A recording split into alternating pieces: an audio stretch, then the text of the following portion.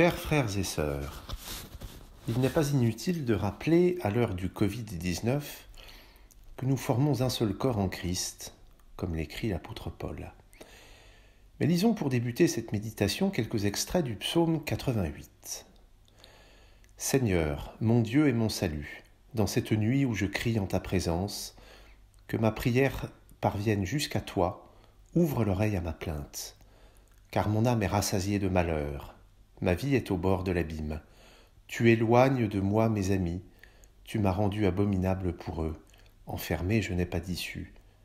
À force de souffrir, mes yeux s'éteignent. Je t'appelle Seigneur tous les jours, je tends les mains vers toi. Fais-tu des miracles pour les morts? Leur ombre se dresse-t-elle pour t'acclamer?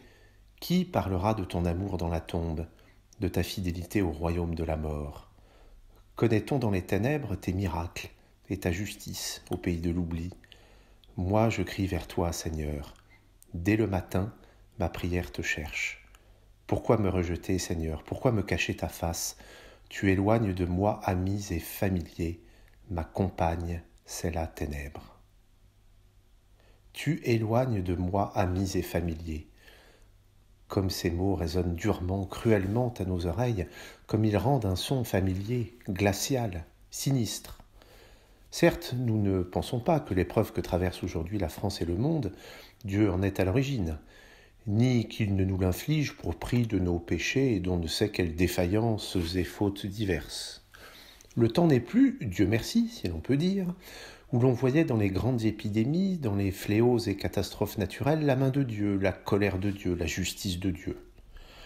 En dehors de quelques exaltés, nul n'impute au Seigneur l'origine et la responsabilité de l'épidémie actuelle, quand bien même nous lisons par ailleurs sans ciller, par exemple, le récit des 10 plaies d'Égypte, celui du massacre des Juifs qui s'était livré à la débauche avec les femmes moabites, 24 000 morts, selon le livre des Nombres. Ou encore le récit de la peste envoyée en Israël par Yahvé, que relate le livre de Samuel, qui recense 70 000 morts de la peste. Nous avons renoncé à ce Dieu de courroux et de vengeance pour un Dieu compatissant, sensible à nos souffrances, prompt à les apaiser, en un mot, humain. Mais nous savons aussi qu'il ne suffit pas de l'invoquer pour que le mal disparaisse comme par enchantement, ou, c'est le cas de le dire, comme par miracle. Ce serait trop facile, car Dieu n'est pas un magicien, un roi thaumaturge qui guérit les écrouelles sur commande. Jésus lui-même n'a accompli les miracles rapportés par les évangiles qu'avec, bien souvent, une forme de réticence et de pudeur, en demandant à ceux qui en étaient les témoins la plus grande discrétion, pour éviter de traîner avec lui une réputation de guérisseur, de gourou, de professeur du miracle qu'on appelle au chevet des gens dès que les choses et les temps se gâtent. Jésus enseignait que la foi ne doit pas se fonder sur de tels signes visibles de la présence et de l'amour du Père. Il faut être de peu de foi pour conditionner sa confiance en Dieu à des guérisons miraculeuses. Et il faut en avoir encore moins de foi pour s'exclamer, comme je l'ai entendu dire récemment par une personne de ma connaissance, que cette épreuve épidémique avait ébranlé sa foi en Dieu, car comment peut-il accepter que son peuple ait à subir une épreuve pareille?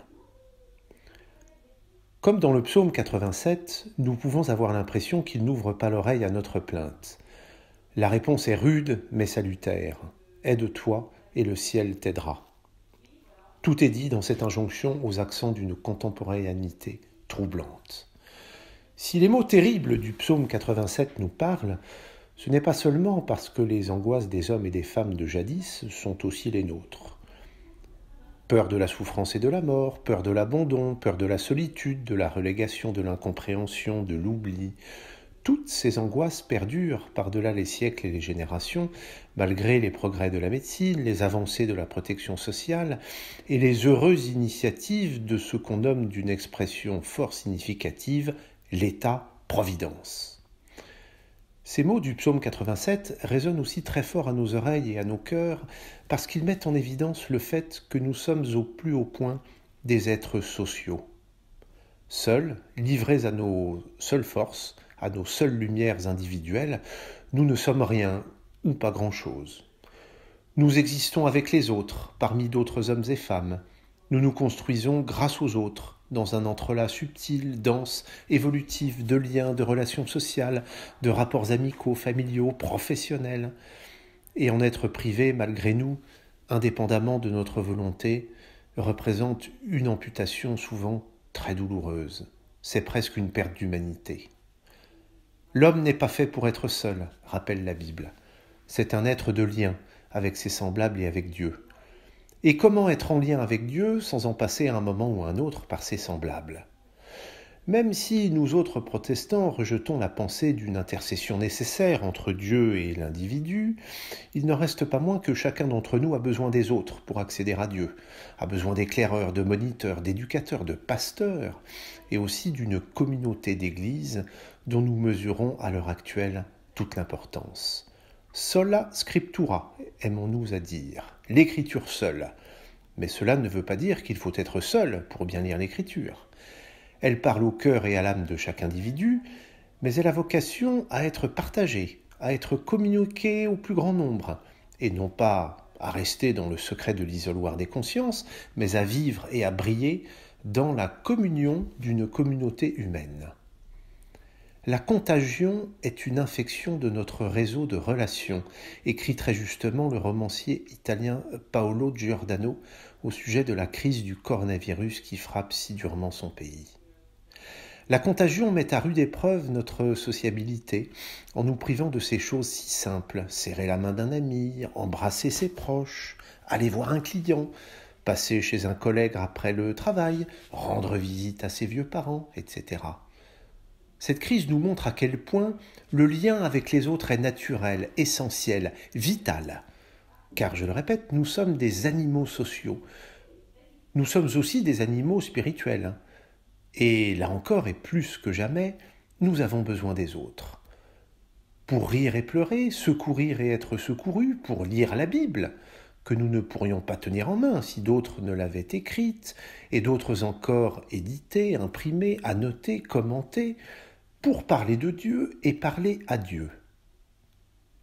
L'épidémie nous encourage à nous considérer comme les membres d'une collectivité, ajoute Paolo Giordano. Elle nous oblige à accomplir un effort d'imagination auquel nous ne sommes pas accoutumés, voir que nous sommes inextricablement reliés les uns aux autres et tenir compte de la présence d'autrui dans nos choix individuels.